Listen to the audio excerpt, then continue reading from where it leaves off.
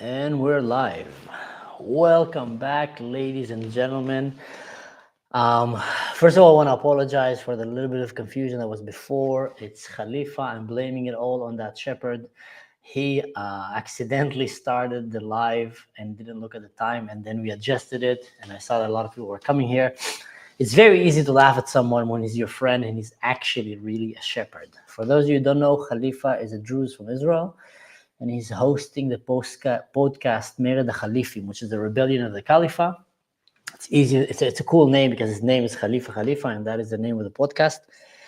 And he's a very dear friend. And boy, there's so many news that I got to share with you guys. A lot of good news, very exciting, but also a lot of there's a long way to go. Me and Khalifa and Julia, another Druze lady that you may have seen her, and a Druze sheikh that you might have seen him as well, and many others have been working relentlessly day and night. I barely slept for a few days now, talking to people from Syria, from Israel, trying to help people. A lot of people are panicking in Syria mostly, or families that are outside, having their loved ones there. But before we go, I want to say, first of all, the Druze have won the biggest major battle that came on Lisweda. Is an insane battle. The Bedouin tribes came on them, hoping to surprise them because many of their warriors were outside, stuck on the road, going to help the other brothers, and they saw the advantage, the chance to go and basically literally kidnap their women. There is a voice memo that was sent by several of the men of that village, of that town, warning other men, please don't leave your house unattended. Have someone stays with a weapon because the Bedouins here, the Muslim Bedouins in Syria, are walking house by house. They already kidnapped a few women, but we managed to retrieve them. So Syria have become the Mad Max of the Arab world, have become literally Book of Eli style. People are just walking there, raging, looting, just stealing, not necessarily because of the insult to the prophet, but more because it's a chance for them to go and hurt innocent people. Now, with that said and done, that battle, I think, ended up with having that's the numbers that I've heard. I heard between 500 to 1,000, so let's meet it up in the middle. About 700 casualties for the Bedouin forces and 0 casualties for the Druze. 0. That's insane. They literally went, and I don't know, maybe they ambushed them or they caught them and they fought. But that came when the Druze, and we were going through this live as we were, following a lot of our Druze friends there, praying for them. They were waiting for so long, hoping that Israel will come and intervene. And I will explain, in a few seconds also, because I don't think that people also understand how complicated it is to intervene that fast. But there came a moment when the two Druze kind of suburbs outside of Damascus, when they fell, Jaramana and Sahniya, when they fell to the hands of the jihadists, and there were still pockets of resistance that were refusing to surrender, and they were still fighting, the Druze in Sueda came in an announcement, and they said that the mashayikh, the sheikhs, came and said, we're on our own, guys. Salvation is not going to come from Israel. They're not going to come from anywhere. We have to take care of our own. And then the jihadists with the government came and sieged on their town and started demanding that they will hand out their weapons. They told them, we're giving you a certain ultimatum. We're going to go in. You're going to give us all your weapons. Meanwhile, circling around the Druze, towns were all these Toyotas and these, Mad Max Arab jihadist vehicles with jihadists sitting on them with ISIS flags, Al-Qaeda flags, and I don't know what. So let that sink in. The government in Syria is coming to a minority that has just been attacked, trying to survive, with everybody in this country wanting to come and basically butcher and kill them for a made-up, fabricated insult on the prophet. And even if one guy insulted him, that doesn't mean that everybody else should suffer. And then the government comes and side with the Al-Qaeda and the ISIS and demand that the minorities hand out their weapons. It reminds very much of the story of Khaybar. If people don't remember that story, I'm going to repeat it, although I said it many times in my podcast. you hear that slogan a lot. Haybar, Haybar, ya Yahud, Jesh Muhammad sa Yaud. And what happened is, during the conquest of the Prophet Muhammad and his warlords, they came to a Jewish town by name of Haybar. I'm going to very shorten it up, so forgive me if I miss here the spot. And siege the town. And then they fought for a few days, or I don't know how long. And then they offered them an alternative. If you surrender, we will come in and we'll have mercy on everybody and everything's going to be fine. The Jewish delegation went outside. The leader said, are you sure? We surrender. You're not going to touch our women, our men, etc. No, we're not. They surrendered. Surprise, surprise. They went, they killed the man, they kidnapped the women, and they made their daughters sex slaves. So when you hear radical Muslims or numbskull students in the West chanting Haybar, Haybar, ya Yahud, it's either they're complete jihadists and they mean what they're saying, they want to enslave the Jews and the Christians and everyone and take their daughters, or they're just, useful idiots on steroids. So they try this Haybar tactic on the Druze, and oh la la, here we go. Here we go. Hey, good evening, Hebrews and Shiebroos. Good evening, Hebrews and Shiebroos. I was just telling them that it's easy for me to blame it all on you because you're a shepherd. So just blame it on my shepherd friend. Yeah. I had to take a break and go, do the shepherd stuff today with my daughter. We had a very intense week, as you know, and things escalated, and we had a very long days this week. So I had to take a break and just, be in nature a bit. And that did a very good quality time with my baby daughter. Oh man, you deserve it. So Khalifa, I'm gonna jump you right in so you can catch up. And actually, I want to hear what you have to say about it because I know you've been also in touch with a lot of people in Syria there. I was just telling the people in short the story of how the Druze ended up being sieged in Sweda, and then the government with the Bedouins and everyone started demanding that they surrender and put down their weapons. And that's where I stopped. That's when you came. Do you mind catching it from here and giving us some of the exciting news and some of the concerning news that we're having today? Yeah, so let's put it in context. So basically, yesterday we had the first evening of fights in Sweda after the clashes were basically in Damascus region where the Druze people are hugely outnumbered and they are in a huge disadvantage compared to the Sunni jihadist ISIS ideology moved people. And the thing is that basically even the local Bedouins from the Dara region, I know it's a little bit complicated for people who don't really picture the map of Syria. Maybe we have it here. Maybe I can put it over. Yeah, okay. So here it is. This is the dark. There's another map here. So the orange one is Sweda, the province that we are speaking of. There are two places mainly that were basically in Damascus, which is like too small comparatively small to the region neighborhoods, Druze neighborhoods called German and Sahnaya. And everybody remembers that Prime Minister Netanyahu basically said and declared that and warned the Syrian government to attack the Druze people before. I think it was on February, if I'm not mistaken, because tension had been rising ever since the fall of Bashar al-Assad regime. And yesterday, the Druze people of Sweda were basically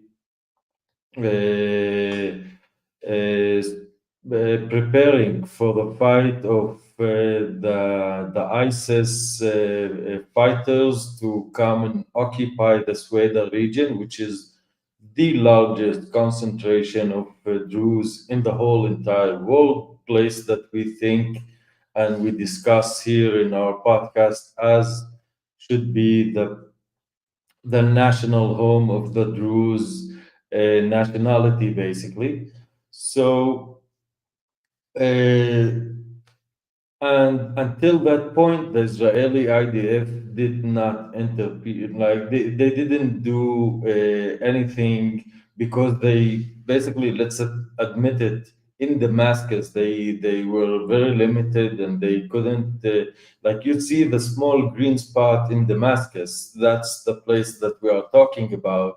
Those two neighborhoods, and the IDF couldn't basically do anything in this regard, but in Sueda province last night, the Druze people, I talked to them all day long, and you can see from going from despair and waiting for like there were nerve-wracking moments for these people and for me as well. We are waiting for the Israeli state to stand for the word that the prime minister basically gave, and we are all waiting. Even sorry, in my Telegram channel, we put a map and we said there's large concentration of jihadists in these areas. We need to bomb them.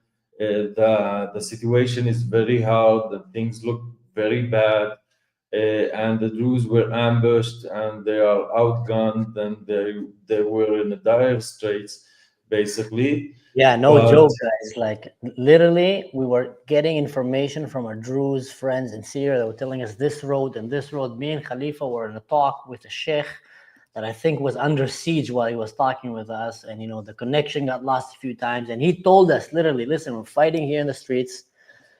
If they come here," he was a very smart guy. He was not just emotional, very smart, solid leader who's a spiritual leader, but also a warrior. And he said, "We're fighting in the streets. Our guys are strong. We just need more ammunition. If you bring your airplanes, you're going to hurt us, hurt them, hurt civilians. What you can help is literally, that's the roads." And he was taking notes, and Khalifa was finding it on the map, and I was writing it down, and we started putting it out there. That's the road that we need to attack. That's the places that you need to go. It was insane. It was as if we were back in the army, I think, the two of us right now, but from far away.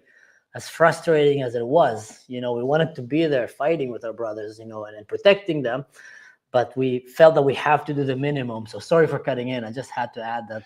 No, that you put it beautifully because that describes the emotional state that we've been to. Because speaking with the people, and we had rumors, and we had all kinds of news coming in that there's a massacre going, and we don't know what is the scale of the massacre. We know that German and Sahnaya, those people fought for 48 hours until they ran out of ammunition, and then the jihadists just went through in, and we learned that women being captivated, and we imagined and start, we got some audio records, messages, WhatsApp messages from Syria. Elderly men, sheikhs, and people are crying from the news. And when the Druze people tried to come down from the mountain to Damascus for the rescue and the help of their brothers, they've been ambushed, and 48 people died in this ambush, and it was like nerve-wracking. And and for me, I had I needed to take a break and contemplate on the whole thing. And I think before I talked to Julia, I had this epiphany. I said, "Okay, man, you've been too much emotionally invested in what's going on, but my advantage being here in Israel."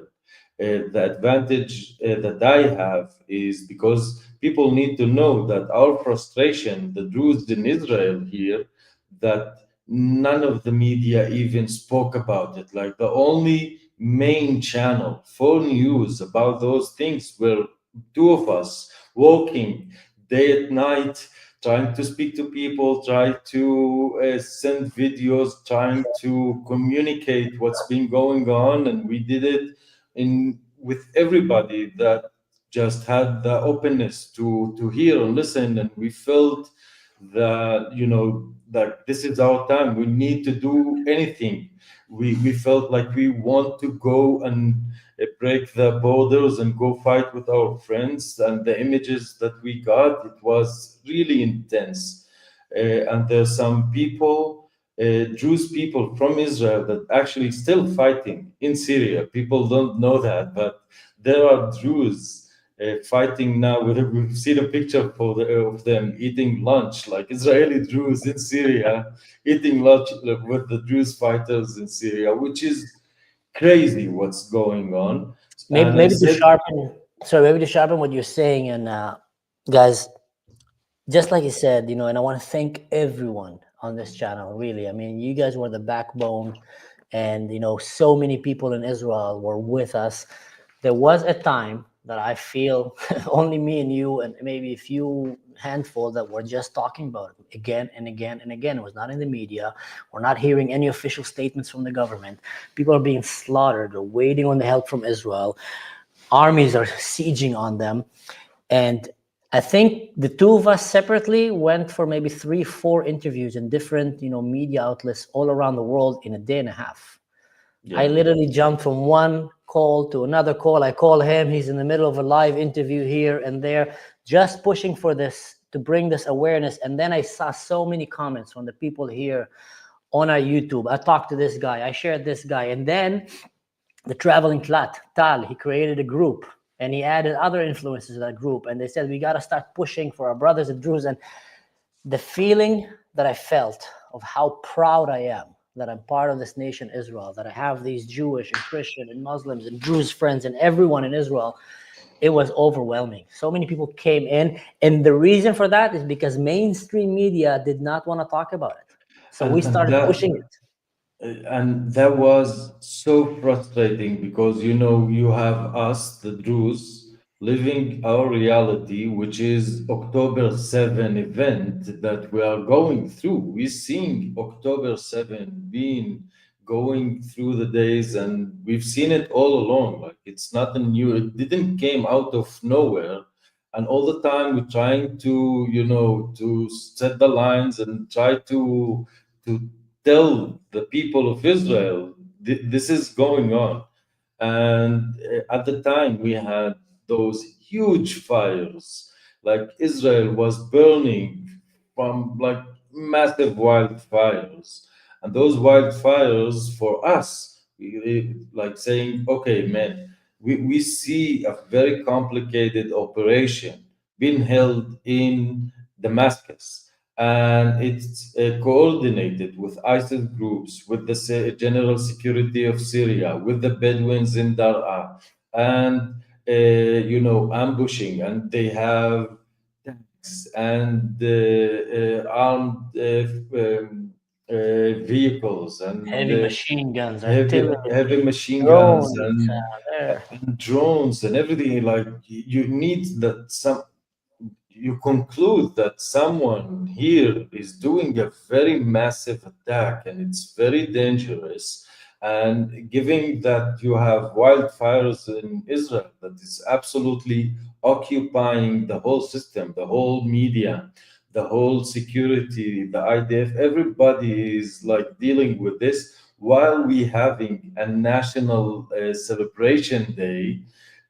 And our Druze people are being slaughtered, all this happening at once. And we're trying to say, hey, nobody sees the connection between what's going on. Maybe there is a connection. And if yes, this is a question that we need to ask ourselves. And if yes, that means a real bad news for Israel, and we need to address that. Nobody was talking about it, and we felt so angry. Come on, like, are you seeing what's going on? And we've been tested. Our love and connection, Druze and Jews, is being tested right now, and nobody cares. But we got hundreds of calls, of WhatsApp, of emails. The Jewish people embraced us in such a beautiful way, trying to push politicians, media, and then you could see the ripple effect of our spaces that we done, our live videos, our shows. Everybody was saying, how come nobody's talking about it? And everybody shared it. And for us, for me, like I told you, I have this moment that I said we must keep doing what we are doing, but we have the how do you say it? We have the privilege of thinking clearly, and now what we need to do is a media campaign. We must put this on the spotlight, and happily we did it. And last night, this early morning, we started the day with the great news that the IDF actually bombed the Jolani presidential place, and that أيوة عليك. and good news just kept coming, and we realized to know that the Druze actually pushed the attackers, and none of the Druze fighters were injured at all, and the ISIS groups being killed with the hundreds, no, sorry, with large numbers. I guess it's tens of the attackers been dead before they I've heard moved back. hundreds to 500 to 1,000. I still kind of don't know the number. No. But the thing is that mysterious attacks in noon, I guess around 2 p.m. Mysterious drone attacks that nobody took responsibility of when took place in Sweden. And but now picture like the morals are high. The Druze know that they can defend themselves, so that they're self-confident. There's still bad news about the Druze in Damascus. The situation there is still very sensitive, and like if the ISIS group people will feel that they've been pushed, they might try to retaliate with those guys, knowing that they are the easiest target. But you can see how the Christians, like I've seen now the feedback on the media from Iraq, from Syria, from the Christians, from the Kurds. Everybody are celebrating what's going on with the Druze, and everybody's saying now I just posted the Druze a video from a Christian Syrians saying, "Thank you, the IDF. You are our brothers. The Jews are brothers. We are all brothers against terror." And that's the great awakening happening. It's beautiful. Let me answer some of the questions that were asked here, because it was asked in Arabic and in Hebrew as well. Were there any women kidnapped? So I just got a audio recording from a relative of mine in Syria, and like a minute later from my mother as well, and I'm sure you got it as well, where there's a Druze man that is warning other Druze people in Sweden, and I think anywhere, and he's telling them, guys, be careful. While our men went outside to battle and went to fight and rescue other people for the Druze that are in need, the Bedouins are coming and kidnapping our women. And he said that there were 3 women at least that were kidnapped. I'm sure there's more. And I think he mentioned that they managed to retrieve a few of them. But what's happening there is terrible. They basically they made a fatwa, religious fatwa, that is allowed to go and kill the Druze. And they made it, like, if you don't understand, in the Muslim world, when someone religious, they're bloodthirsty. There's so many bloodthirsty savages there that are just looking for an excuse to go and kill people and kidnap and take young girls. It's a very perverted society in that area of the world, at least in Syria. Not all of them, but a lot. So they used that excuse when the men were outside, and they went and tried to go and take their women. But that actually happened in Israel way ago on the Kippur War. My mother remembered that story very well. When all the men in the village of Mrar, I don't know if it happened also in Dad el-Carmel, could be, but in Mrar there was more, Muslim presence there. The men went to war to fight with the rest of Israel to defend this country. And while they were at war, everybody thought in the Kippur War that Israel is going to collapse. And that's it. There's not going to be any more Israel. There was really thinking there's going to be from the river to the sea. And there was a lot of exhilaration in the Muslim street in Israel, which is very sad, but it kind of reminds us what happened with the Bedouins right now in Syria. They thought they were their allies. They were being helped. And then the chance they had, the Druze men were out for the war. They went and betrayed them and tried to kill them and steal and take their own thing. So the Muslims men in the village of my mother started walking and dividing the houses and saying, you take Mahassan's house, you take Salman's house, you have 2 daughters here, you have 3 daughters here. And they were literally, and my mom remembered that because she was there as a little girl with her mother, and they were standing by the door with legit, this shotgun that they put 2 bullets and click, click by the door, waiting to see if anyone tries to come in their house and, kidnap the daughters as they were trying.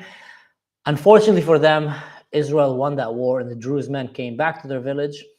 And since then, this never happened again. We just leave it that way.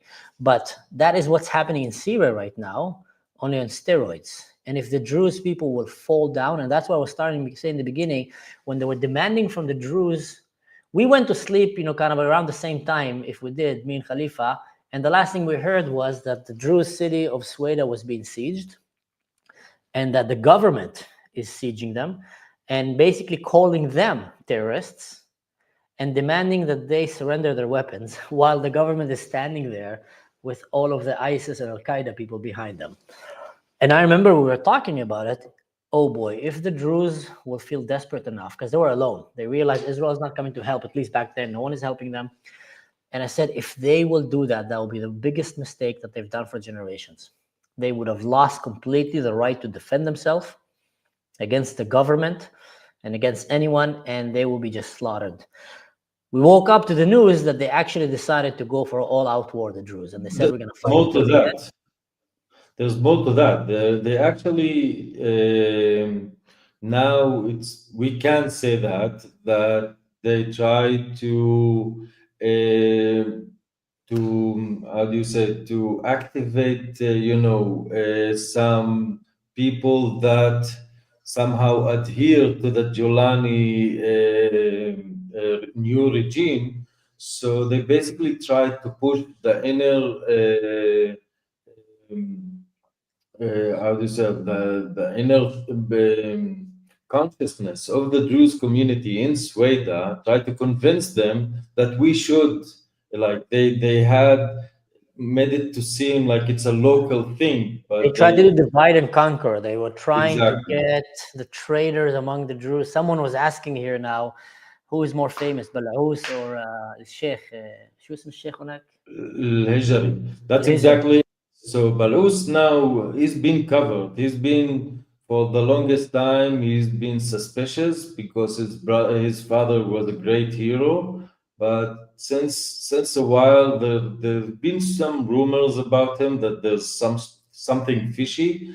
And now, at this moment, him trying to convince the people to say, okay, let's just surrender and give them our guns, that made the whole thing just exposed. So now there's a huge thing in Syria. Yeah. But to give it, like Bal'ous has no real power compared to Hikmat al-Hijri, although Hikmat al-Hijri is not a politician. He's just a reminder. He's a religious figure, okay?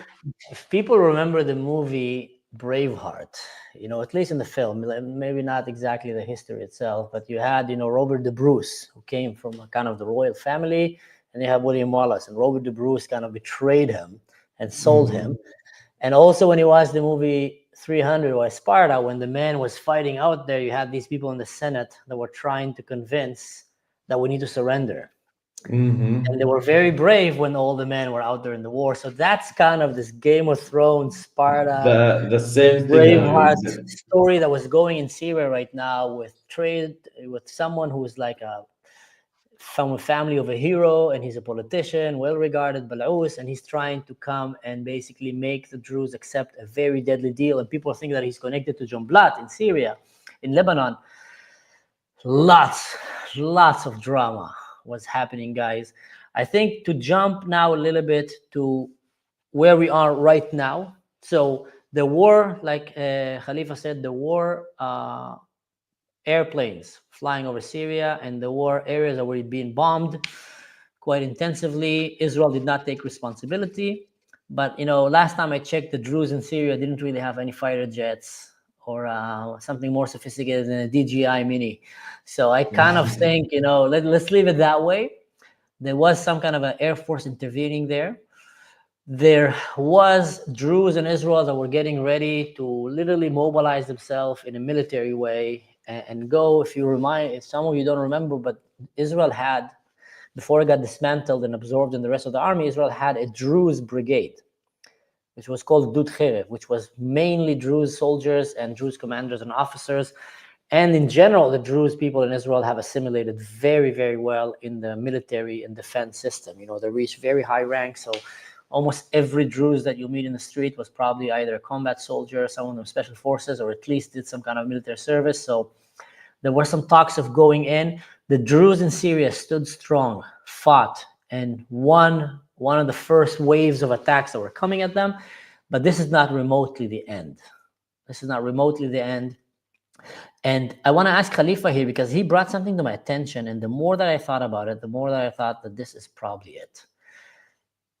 Khalifa thinks, and correct me here, that a lot of these attacks came in direct consequences because the Druze sheikhs from Syria came to celebrate in Israel with their families and religious sheikhs from Israel. And it kind of now it started to sink in. Remember when October 7th started? One of the reasons that it actually started was because they wanted to foil the Abraham Accords. The radicals in the Middle East saw that there's a potential here for something great to happen, for unity between Arabs and Jews, for unities between countries that, everybody wants them to be enemies, but they might actually start an alliance. And then they said, we got to stop this. So they started October 7th. That was one of the reasons, in hope that Israel will retaliate and everything will go to hell and a lot of dead babies. And, please subscribe to my channel. I'm a poor Gaza, and look at me holding like this baby in the air just to have a GoFundMe. And all these images. I don't want to laugh, at any dead people that died in that war. Absolutely not. But there's a lot of fake emotional propaganda that came out of Gaza, and they were playing on that. They wanted to see that dead to stop the Abraham Accords from happening, and they almost succeeded. And I feel, and you can share your thoughts about this, Khalifa, that when they saw the Druze coming to Israel from Syria and where they're going, they said, we got to stop this. So they made an excuse. What do you think? Well, that's exactly it. But first of all, the thing is, it's not just Druze and Sunnis, and it's true, but basically you have two ideologies now that they can't coexist on the same country in this regard. Syria, of course. So we had Israel and October 7 Gaza, you have two ideologies that absolutely can't coexist. You need to have a clear winner in this case, because one says that the other shouldn't exist. If the other wins, the other shouldn't exist. They can't live side by side. So basically, that's first. Second of all, the whole atmosphere, in order to know what's happening in any given street, in any given Arabic country, you need to hear the mosques. And now, giving the internet, basically the social media, we saw what's going on in mosques in Dar, and basically everything was leading to this point. And in the perspective of the Arab Sunni Islamist, it's black or white way of thinking of life. So for them, seeing Druze people coming to Israel, that's like a betrayal. That's like saying, we want you dead. Although it's a religious pilgrimage, people came to see their families, but somehow in the Islamist point of view, that shouldn't be. That's like something, like that's a sin that it's beyond imagination, that a relative, a kin, will meet another kin. Like, but Khalifa, I think that the common, folk, Muslim people will think that way because they're sinners, they're traitors, they hate us, they should be on our side, even though they're persecuting the Druze. But I think the Arab elite, if you can call them that way, the more sinister people that are there, actually more for the money and the power and not so much for the religion, I think it's the most terrifying thing in their eyes that to see Jews and Arabs living in peace together. Because that hurts their agenda to make the Jews look like they're monsters. And they've been telling Syrians for many, many years that Jews are monsters. A lot of my Druze relatives from Syria, before this war especially, used to call me here and there and tell me, like, are you guys happy in Israel? Is it really like, we all hear that you guys are being used, that they abuse you, that you're like slaves and this and that you're terrified. And every time we'll tell them how happy we are, you hear in the phone, they're like, Jeremy, like, we've been hearing so many propaganda against Israel. So suddenly having Syrians break free, coming to Israel, and hear how good and beautiful when brethren dwell together, I think that terrifies a lot of the Arab leadership, because that's going to take the rug under their feet, because that might start making the West, maybe the useful idiots even will wake up and start saying, actually, Israel is the solution for the Middle East. Look at the Druze and the Jews. They're the greatest example. Look how well they live together. Yeah, well, there's a saying that says that if you are hammered, then you see the whole world as nails. And what I'm trying to say here is, if you have a certain ideology that you see your world in it, then you will see that what's common between all the people, all the haters of Israel, and all the lovers of Israel in this region, that the haters will be in the boycott movement. But not movement, but state of mind. Because they've been, their mind was shaped in a form that there's certain places in their minds that they can't go to, like speaking to Jews, thinking of them as humans, like anything beyond the borders is something that it's like a black hole. You shouldn't, that's haram, that's the forbidden places. And this is why you will see movements that are trying to boycott the KFC, Palestinians saying, like, why KFC in Ramallah is opening, we should boycott them, and boycott Pepsi and Coca-Cola, which is the stupidest state of mind to be in the first place. Like, if you boycott anything that Israel will do, you will not use the phone, you will not use the internet, you will not, like, you will need to be a nomad, to live in nowhere in order to not participate in anything that somehow contributes to the Jews. That's a sad fact for them. So it's a stupid way of thinking in the first place.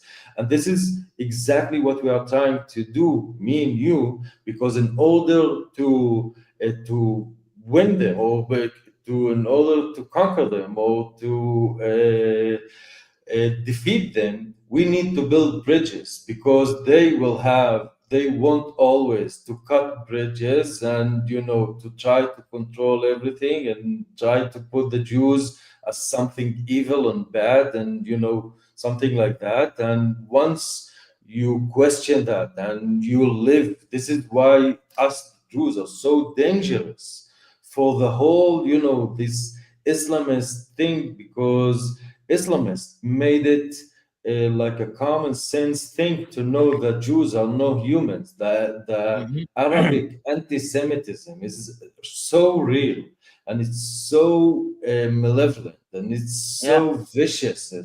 So basically, we as Druze, by saying, you know what, we live with the Jews and we love them and we love being with them, and that's beautiful, and you should try it as well. That just puts the rug underneath their legs. It scares the falafel out of them. There were a few very interesting comments here that I want to address, and I will go to your question, Laura Blackman, in a second. I just want to refer to what Gyuratu said. I'm a Syrian. Bashar al-Assad killed half of my family. The Alawites and Druze were food soldiers to Bashar al-Assad. To those of you who don't understand what that means, one of the reasons that I helped a relative of mine flee from Syria, because while there was a civil war in Syria, Bashar al-Assad basically killed 500,000 of his people, mostly women and children among them, and the world didn't care. And he had mass graves of hundreds of thousands of people dead. He used to go to Druze villages, and he would force the men to come and join his army so they can go and kill the other Syrians. Now, the Druze didn't want to do that. But what happened is, they will send you once or twice. If you don't go, they'll come and take you by force. And he told me that out of all of his generation, his age group, imagine you're living in a small town, and you have, let's say, 4,000 people that are in your age group. He said that more than 80% of them didn't come back. He said, took them, and what happened is they will take them to join the Nusra, the government, whoever comes and kidnap them to come and join their army. And because you're a Druze, they will use you as a sniper detector or mine finder. You're the Druze, you go first. And they will laugh, you know. And then you go, you get shot. Okay, let's not go there. And they'll make sure that they have a few Druze in their units, and that's how they were using them. So many of the Druze started fleeing. Many men started fleeing the country because they was either getting killed by the government, by ISIS, by the Nusra. So the situation in Syria was just insane during the times of Assad, and now even, maybe some would say, even worse. Now, I want to go to the question here, and I think that's a very good question. Let me just say something about that. Please. Because I find it always very challenging to explain how non-state Syria is. So there's a great movie, if I remember, his name is Ciudad de Dios, or City of God, about the favelas in Brazil with the gangsters and like really criminal thing. So take that, add to that Captagon, drugs, terror, put that in steroids for 15 years, and then you try to imagine that in large scale. Like, I mean, you know, huge suicide bombers, bombing, what, like real nasty things. That's Syria. That thing is still there, you know, because the Druze, after the fall of Bashar al-Assad, everybody were exhilarated, you know, it was a huge party. Now we can sense some sense of freedom. People that never, for like the longest time, didn't go to Damascus, went and see it, and you could see it starting from December. As time goes by, you will see how it became so dangerous to the Druze, and every time it's escalated, not only for the Druze, for the Christians, for the Alawites, of course, for the Kurds, for everybody. It really escalated.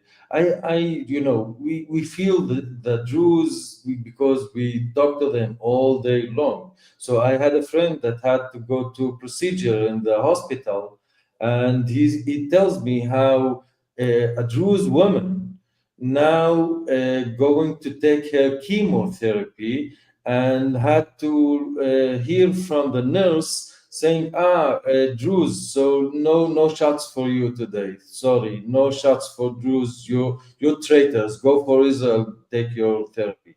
And this is the kind of things that they needed. This is your national hospital, okay? You will see that someone will fabricate a movie, and then all the universities, you know, this is the education system of Syria, are holding demonstrations and saying, we're gonna slaughter any Druze, and you'll see everybody is so cheerful and happy and saying Allahu Akbar and Allahu Akbar, like they're contributing such beautiful things to the world, and like they're so lost in their darkness and their evil and their vicious being. I don't judge that, but this is the reality, and people need to see that. And in order to see that, and in order for them to see that, because they are in a complete dark, those people they lost shape or form for being human beings. They just figure of human being. They're not humans. Those people that, like if you go to any university, no matter what, you can't hold a demonstration here in Israel taking a knife and say, okay, we're gonna slaughter anyone. You'll go to jail, because this is a common knowledge, common sense, that we don't just go and threat slaughtering random people for just being Druze or being Jews or being whatever that is. So in order to put that to stop, we need to stop that and say that we need to fight. We need to just teach them in the hardest way that this is wrong, and we can't in any way, shape, or form yield to that or agree to that. So fuck off. That's it. Yeah, man, 100%. Sorry, I'm still learning this program, so I accidentally cut the video into your face while you were talking. But Laura Black Moon, thank you so much for this super thanks, and thank you many people that actually gave super thanks here. I really appreciate that. Nice She asked gun, a very good Laura. question. Oh, Yeah, that's amazing. yeah, she asked, That's and tough. please tell us how can we help. And I think we have great news that Khalifa was personally involved in making this happen with some of the mashayikh, some of the sheikhs in Israel. So we're going to give you now one very practical option that you can help. I'll add also, I created now a GoFundMe. I'm still trying to create it. And what I want to do is anyone that will give to that, I want to direct it to these people that you're going to see right now, because these are trustworthy sources in Israel that we know that are going to be working under the government supervision and under the religious supervision and accountability of the community.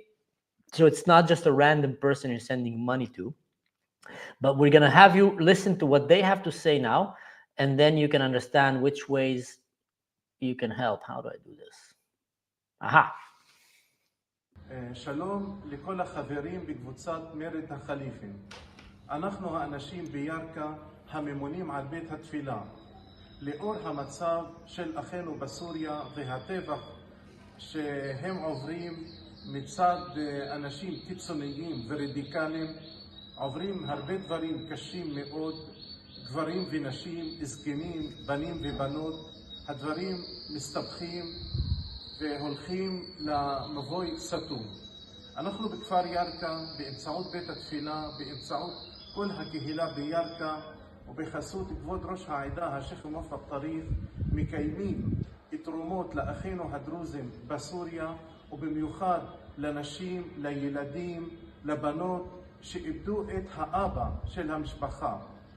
אנחנו מבקשים מכם, כי אנחנו ברית חיים, אנחנו בני יתרו, אנחנו אחים בחיים, מבקשים שתעזרו לנו, תעזרו ליתומים, תעזרו לנשים שאיבדו את הבעלים שלהם, מבקשים תרומות כספיות דרך בית התפילה באמצעות הקבוצה הנדיבה שלכם, ואנחנו באמצעות המנהיגים שלנו ובחסות המדינה מעבירים את התרומות לאחינו בסוריה לאן שצריך להגיע. אני מודה לכם מקרב לב ומקווה שברית החיים תימשך לאורך כל הימים. תודה רבה מכל לב. תחיה מדינת ישראל.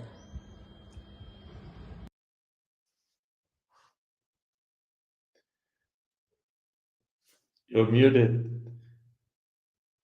You're muted.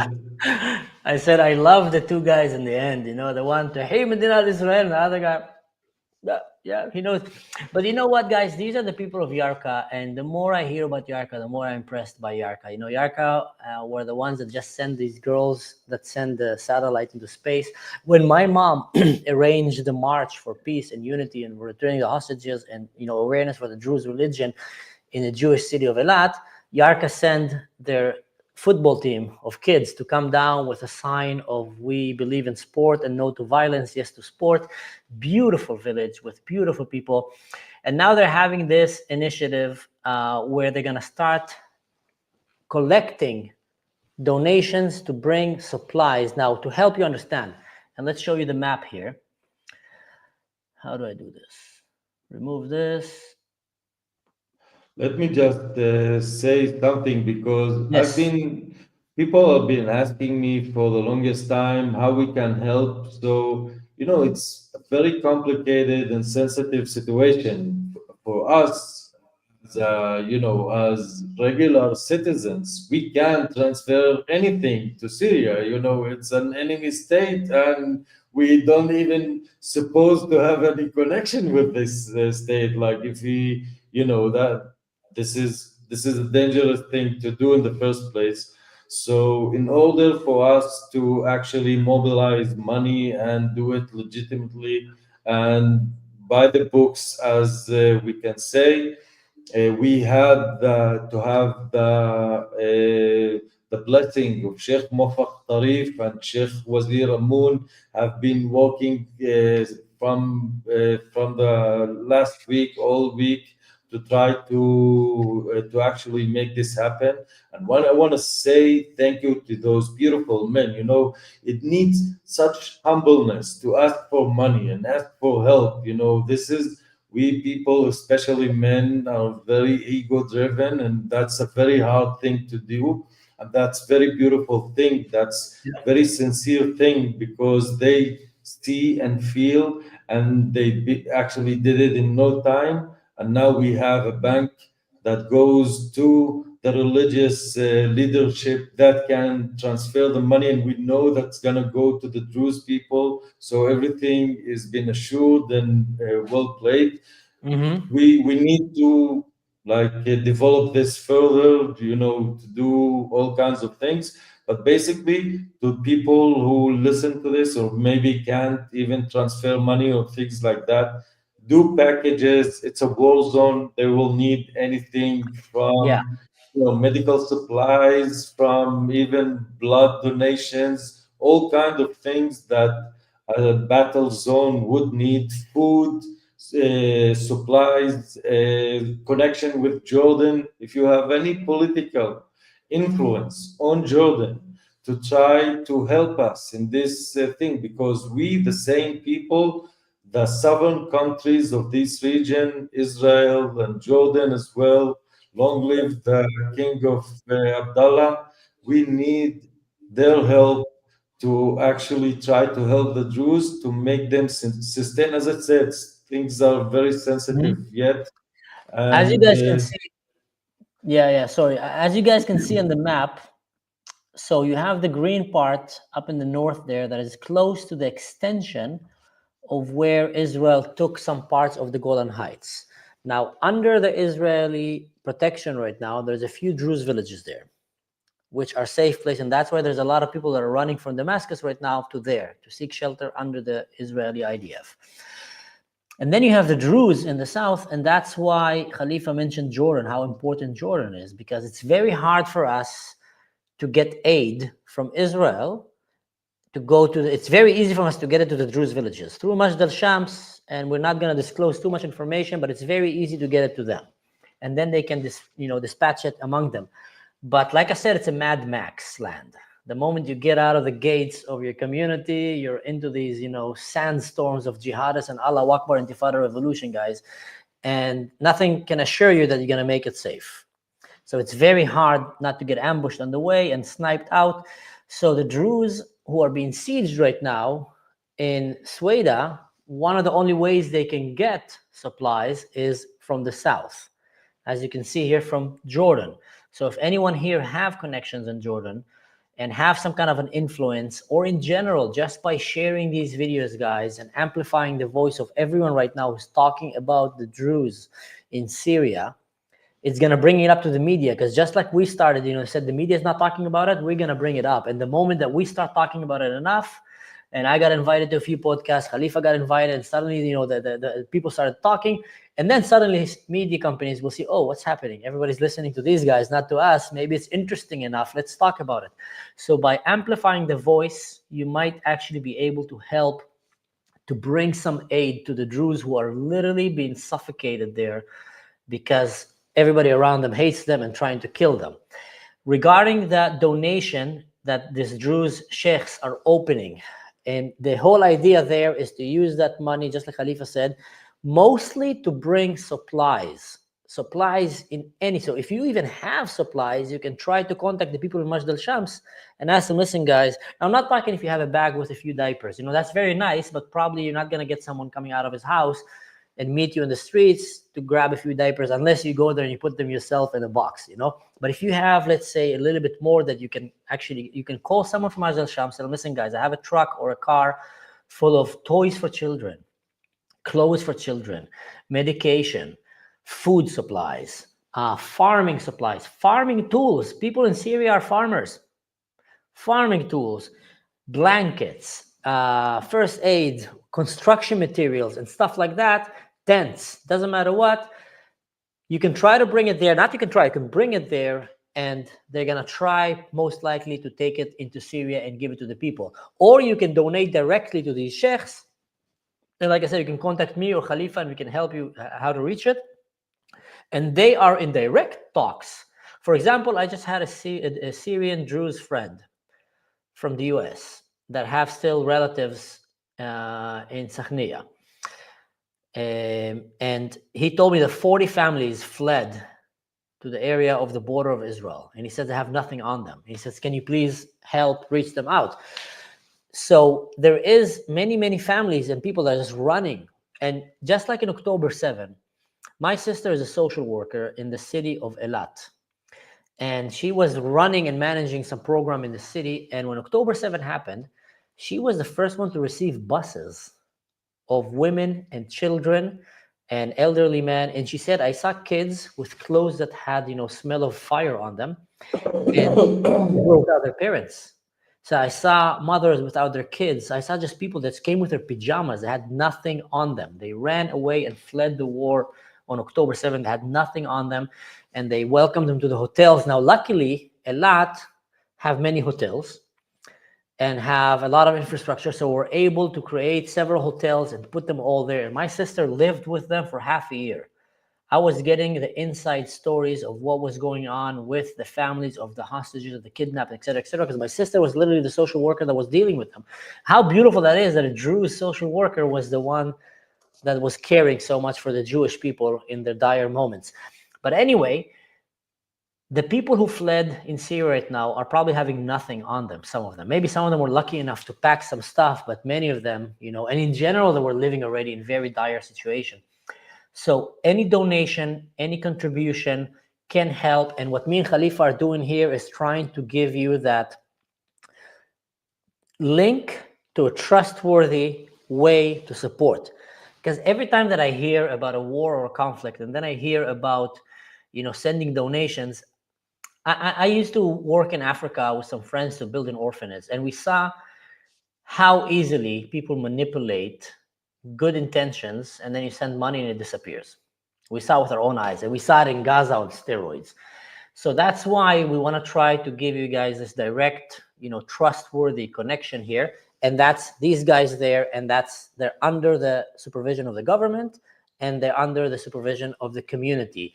So that is, at least, I'm not them, but from my feeling, at least that is a good way to help and support. And I know some people here are looking and interesting, how can we help and support? That's one way. Other ways, like we said, through social media and many other ways. But I see Khalifa, you have something to add? Yeah, we need to put something here about the economic state of this province. It's not like this place was, an economical haven in the past years. So anti-civilized, what do you call it? Like it was part of the system of the Syrian regime to try to suffocate this region out of resources, out of money. So basically, 97% of the almost 1 million Druze living now and fighting on their houses are under under the poverty standards in any forms, like people living from $200, $300 a month. Okay, so the situation there is no good. They are lacking from fuel, electricity. Now the government is controlling the electricity, and they're cutting off the electricity power from like the power lines from Sweden, the internet, anything that could help keep this place sustainable is what we are in a desperate need right now. This is why we're actually trying to recruit money in order, because we know how much food, because people now depending on their houses, so the no economy is not functioning at all. So they need our support, and this is what we can help. Like we can afford it. Few bucks, like if you send $10 to Syria, that could be food for a family for a whole day or for a whole week. I don't really know the numbers, but if your family lives from $300, so $10 is a huge amount for them. So even small amounts could do a huge difference, and this is our time. And again, as you said, we need to try to pay it forward, to just share the word and let the people speak about it. And the more we speak about it, the more people. You should see the effect of what the effect of the fight last night, the battle last night, on other minorities in the region. That's really amazing. Like if you go now to TikTok, which is like number one social media platform in the Arab world, you will see so many reactions to the Druze being like those brave heroes, and now being a portal to the Western world through Israel. This is how people see it, because a lot of people being terrorized by Islamists that they didn't allow them even to think of having decent, normal life. And now people are trying to feel the sense of it, and that's really addictive, one might say, because you should go to the social media and see the effects. So this is a fight that we can't lose. This is a fight that we, like everybody, we're fighting for the Druze existence, because they can't coexist with those guys. As I said, it's either way. Khalifa, we're coming close to 1 hour, so I want to start maybe getting close to wrap it up. I've seen a question that repeated itself a few times. I don't know if maybe you want to take the lead on answering it. And they were asking, do the Druze believe in Muhammad, the prophet? Do you want to take that one, or should I take that one? Well, it depends how let me just say, me and you are no religious, so no matter what, although I yesterday declared jihad on the jihadists, because it's funny, my name is Khalifa, okay? I'm the Caliph, and I'm the leader of the rebellion of the Caliphate. So yesterday they pissed me off, and I said, I declared jihad on those bastards, and we will win, and we will kill them. And the very next day, the IDF Air Force just bombs the places that I put on my Telegram channel. That's like, I couldn't be more satisfied than that. That's like the best moment of my life, probably. No, I'm just kidding. But the thing is, so we're not religious, and anything we answer, it has no value at all. But I say, it depends. Like if you are a Muslim and you swear to Muhammad and you respect me, like I have friends, Muslim friends, and I will proudly say that if they are Muslims, I'm a Muslim as them, because by behavior they show me how it could be a good Muslim. So for me, I respect their prophet, I respect their religion, as long as they don't try to force it on me. Okay, so that's the first. Second, as far as I know, no Muhammad is no prophet for us Druze because we are not Muslims. But like we said, we started the whole conversation saying that the whole thing started with a pilgrimage of the Druze people coming to our holiest site, which is Jethro. So I don't really know if Muhammad has like as a prophet. Like I know he has some spiritual degree in some sort because we Druze acknowledge the Old Testament, the New Testament, and the Quran. We believe that they are all holies. We holy, but we just have our own interpretation for them. So I'm not really sure if Muhammad is a prophet or holy for us, because I know that our holiest is Jethro, that the Druze people from Syria came to a pilgrimage in there, not in Mecca, not in Medina, not in any sites that Muhammad been to. And as far I talked to a lot of Druze, nobody said, "Oh, I must go and do Hajj." We're not Muslims. We should say that, and that's it. So Yeah. No. We're the Druze, we're not Muslims. I am a secular, and I studied histories, and my answer, just like Khalifa said, might not reflect the majority of the Druze, definitely not the religious. They might have a different answer than mine. But the way I see it is, Druze is the biggest lost opportunity for Islam to become a better religion than himself. The Druze started under Islam, and they came with an idea, and they had a da'wah, they went and invited the Islam to adapt this way. And that idea was basically a new age religion, which comes and says, we respect everyone. As long as you live in peace, every religion has some spirituality in it and some guidance to become a better person, to come closer to God. And we, the Druze, we combine it all together, and we think that's a great idea. So the Druze offered Islam a way out to become a much better religion, if you ask me. Because imagine if all Islam would have evolved to become Druze, we'll have literally zero terrorism in the world, literally zero, sex, child marriage, and we'll have literally, it'll just become a better world. Literally, like the world will become a better place like that in a second.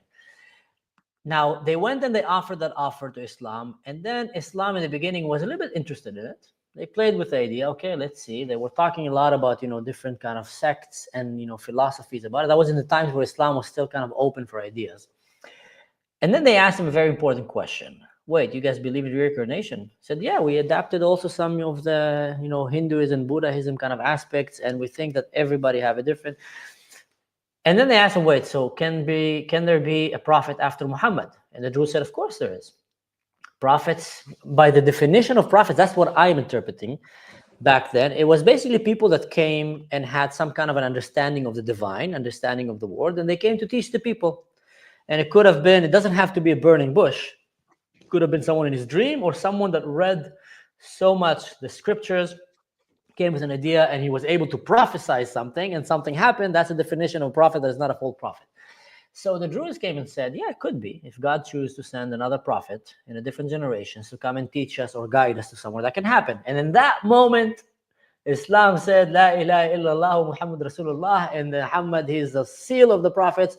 You guys are infidels, we need to kill you, Allahu Akbar, and started, and they lost their opportunity to become a much more peaceful religion, if you ask me. Now, just imagine when you watch like Game of Thrones, or you watch, TV series that have a lot of behind the stage backstabbing. Imagine if there was someone there that could have pushed that narrative and maybe would have got the Druze to become a more official kind of religion of Islam. What a different world. And maybe someone got assassinated in the last moment or pushed out of a window. I don't know what. You know what? Completely. And now the Druze were persecuted since then. So maybe the people that came and brought the best idea to Islam, hey guys, listen, let's stop hating everyone. We can accept everyone.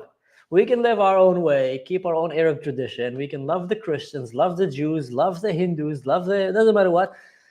If they would have taken that, would have been in a very different world nowadays. So I think that the Druze is, by definition, the evolution of how Islam could have been, but they chose a different path.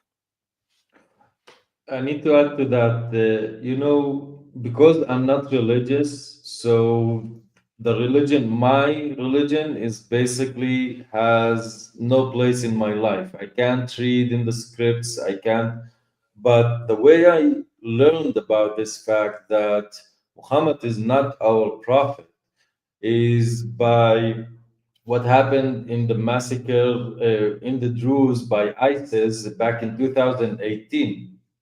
They did an October 7th style rave of their evil, uh, what they know to how to what to do, their evil killing. So one of the fighters of ISIS, he had a GoPro, and there's long footage of them preparing and doing the massacre and all kinds of things. And at one point, I realized that because they went to places that they know nobody, so they didn't want to kill Muslims, they just wanted to kill Druze. And in order to know who is Druze, they came to someone and said, "Who's your prophet?" No Druze said Muhammad. Like they tried to somehow maneuver or not answer the question, but nobody said Muhammad basically. So this is how people slaughtered, but not by not believing in whatever, being not fit to those Islamist. Yeah. I think we can all agree that undoubtedly the Druze, their prophet is not Muhammad. Our prophet is Jethro, and we don't follow Muhammad. It's not our religion. Someone just wrote here that as per the telegram, there was an attack in Hama in Syria. And we're trying to give you guys live update, and someone said that it was right now. And did you hear about this, Khalifa? No, I've been here all along. I didn't check my telegram. Fair enough. Yeah, but Hama is far from the Druze region. It's north of Damascus. Yeah. To the answer of Chuck Norris, Gun Club. No, Druze is not Islam. Druze came out of Islam, but it's not Islam. It's a completely different religion. They have some very Arabic elements to them, and in some ways, the way of life can be resembled, many Muslims around the world in terms of food, hospitality, culture, etc. But there's also a lot of difference. It's like heaven and earth. In some aspects, the Druze sometimes feel are closer to the Jews in many of their behavior and mentality and philosophy towards life than to many of the Muslims around. But that might vary, and people might think differently about that. Khalifa, is there anything else that you would like to share with everyone here before? Love you all. Thank you for your time. That's the most important thing. And, being open to learn and hear.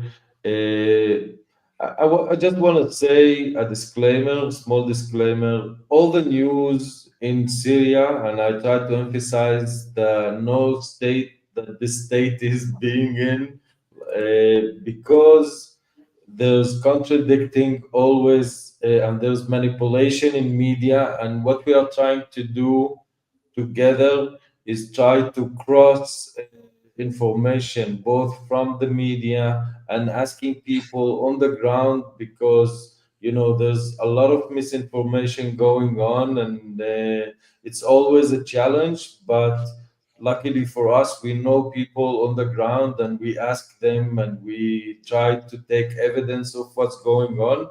So for now, Jeremiah and what's happening in Damascus, there's a huge unclarity about it. There's a lot of disinformation. There's counter narratives, but we cross fingers and hope that they are safe. There were some reports of kidnapping and things like that, but we didn't witness them. So everything is based on half rumors and things like that. But Syria is Syria, and we will keep you updated. So thank you so much. I can't say that enough, because being here with us is so important. And this is the only thing. This is us trying to be engaged in this conflict and try to expose what we think, how we articulate our way of thinking, and try to share it with you, to try and make the sane people of the world come and fight for life, fight for love for one another, for with all our differences. So thank you so much. I appreciate it so much. Thank you, Khalifa. I'm going to quickly answer some questions that popped here. No, Druze do not see the Christians the same like Sunnis see them. Druze love the Christians, welcome them. If you come to, they're actually very fascinated by the story of Jesus, the Messiah, and everything about it. They even call him Sayyid al-Masih. Some people here were asking about how can they still donate and contribute. I'm still working and opening some kind of a GoFundMe. I'm, a boomer, so I'm still kind of struggling. It says it needs some, a day or two to approve it. Khalifa, if you will have the link directly to these guys, maybe you can share it either in your Telegram channel or here. I don't have the link yet. I know that the initiative started. Just like Khalifa said, everything here is going on the go, and we're running, with it step by step. I've been dealing today with like 5 things at the same time, trying to make order in all of it. So we're going to try to give you that link as soon as possible. I'm going to leave it, once it's up there, I'm going to leave it on my description of my Instagram and YouTube so you can find it. Thank you so much, guys. Really, in these darkest moments, we felt that we had so many people backing us up and standing with us. Jews, Christians, Arabs, Muslims, the people who love peace and who love life. And I'm very happy and proud to be on the side of peace and love and the right side of history. And what did I want to say? There was something important that I wanted to share. I kind of forgot. That happens to me all the time. But I saw that you wrote Bani Maruf down underneath your name. That's a funny touch. I liked it. It took you like maybe 3 weeks to realize it, but it's been there for 3 weeks. I was waiting for you to notice it. Yeah. I was waiting for you to notice the Bani Oh Maruf. my God. Nice. Because I remember you had a special forces thing. Now I see it. Okay. No, I put the special forces thing when I do my regular YouTubes because that's one of the main focus of my channel. But now I'm very, very focused on the Druze in Syria and what's happening. So that's why I chose to put that there. So that's what I wanted to say. And, although we brought some maybe a little bit more positive note to this episode, guys and girls, it doesn't mean that the war in Syria is even close to be over on the Druze. Not even close. This is literally like the rejoicing of surviving one day in this zombie apocalypse that is called Syria right now. You survive one day, the night is done, the day is over, you hear the birds, you eat some laban, it's like, whew, the night is going to come again. And the creatures of the night are going to come and try again to take over the Druze because they didn't stop. And they need our help. They need our support. They need our awareness. It should not be forgotten under the rugs and under the books of history and, in the algorithm of social media. And if we don't help push it up, it's not going to be pushed up because we're not seeing, mainstream media talking about it enough. They will start talking about it once we bring it to the table. And I care, even though I'm an Israeli, I care for the Druze in Syria. I care for the Christians in Syria. I care for the Alawites, the innocent ones. I care for any innocent human on the face of this planet. And I really hope that we'll start putting our time to focus on bringing awareness to the wrongdoings that is happening to them rather than, do duck face to the camera and do TikTok dances or support pro-Palestine and support the bad guys. That's even like a next level of stupidity. So please don't forget, guys, keep us in your prayers. And we're going to be doing, more and more of these lives. I'm going to try to do one every day. Unless I will just collapse, from tiredness and fall asleep, then forgive me then.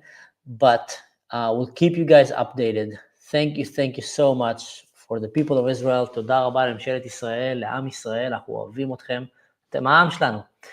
And thank you for everyone here that came. We appreciate so much. I have the greatest, coolest community. I think me and Khalifa, we had this amazing family that was created online. I never thought that I'll be a YouTuber. Or having a podcast, never thought. You know, me Yeah. and you, I spent most of my days in the desert. Literally, as a teenager and as an adult, I'm a desert person. I'm a level 40 desert ranger.